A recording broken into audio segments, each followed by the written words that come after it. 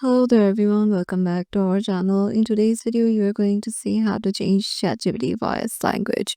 So to do that, let's head over to Chatgpt. As you can see, I have already entered something in here. So I'm gonna do another is.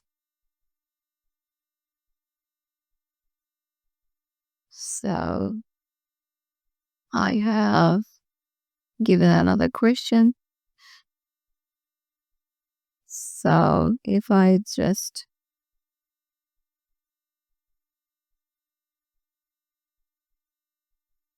as you can see, it is generating. So once I hear it out,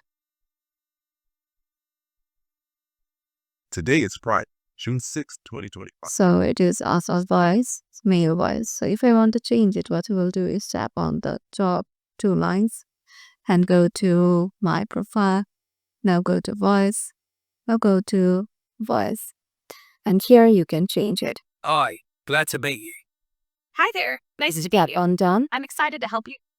Go back. Now just hear it out. Today is Friday, As you can see, 2025. As you can see, it is changed.